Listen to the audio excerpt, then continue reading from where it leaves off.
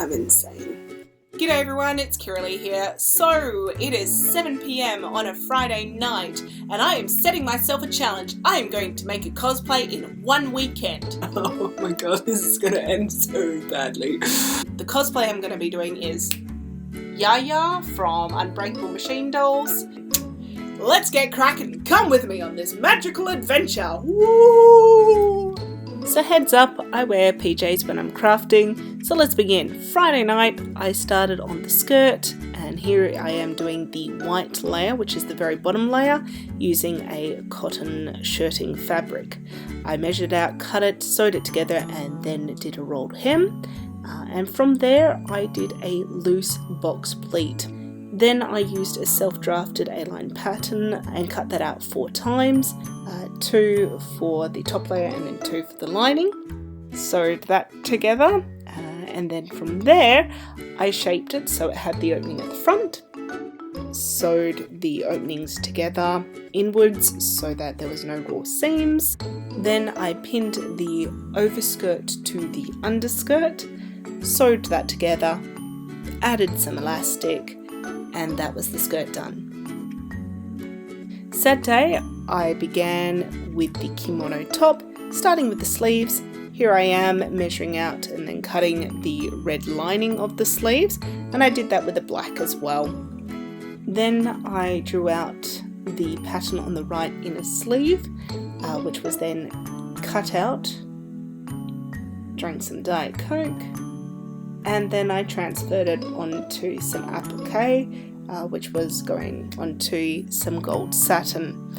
Side note, always make sure that you flip your pattern over when transferring it. Then I took off the applique paper, pinned it into place, ironed it, and then I finished off the applique with some satin stitching to make it all fancy like.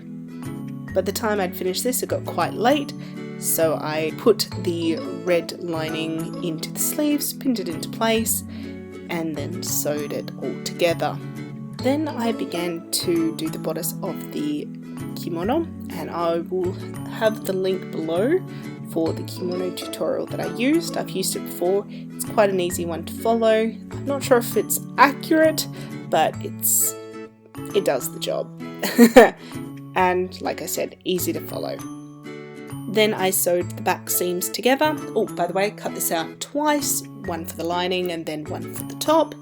And then I worked on the collar and the part that went around. So here I'm cutting a large red collar, and here I am doing a thinner black brocade, which was the one that went around.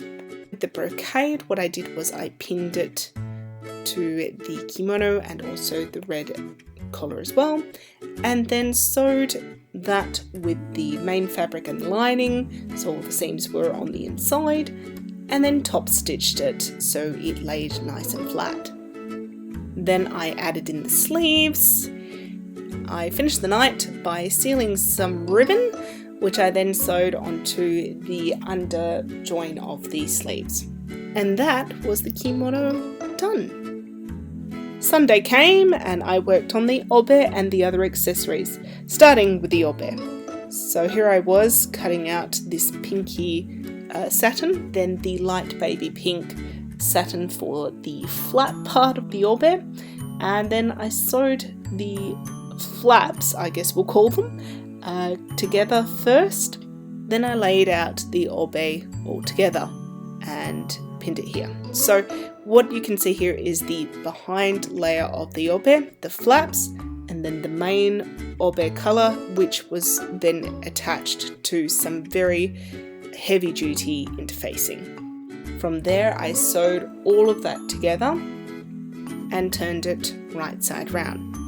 Pressed it, and then I top stitched it just so that it would all sit flat. It worked out quite nicely actually. Then I added the purple ribbon, and then I started working on the obe bow.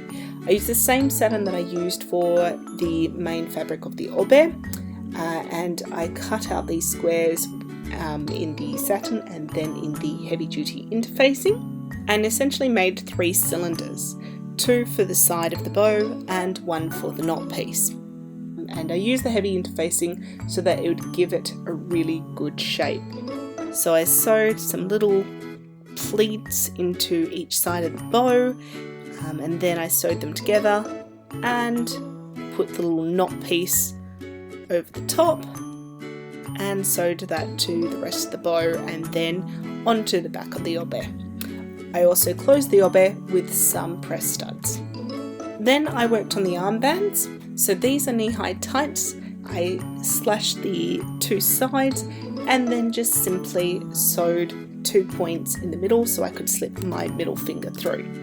Finally, I finished off with hair accessories, and using the same black brocade as before, I created 2 little fake bows, which I sewed together by machine first, which I then hand sewed and attached that to some red ribbon bows. And from there, I attached it to the wig by sewing in these geisha pins. It was a really simple, easy method to do, and I finished off the red ribbons by just giving them a slight diagonal cut at the end. Hey everyone, and we're done! It's Sunday evening at 8:30 p.m. and I've just finished styling the wig and popping in the little headpieces. I can't believe it. I managed to get it done. Me, who takes forever to do something.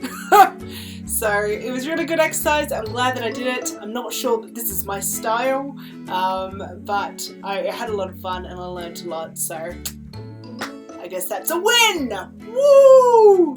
Anyway guys, thanks so much for watching and I'll speak to you guys later. Bye!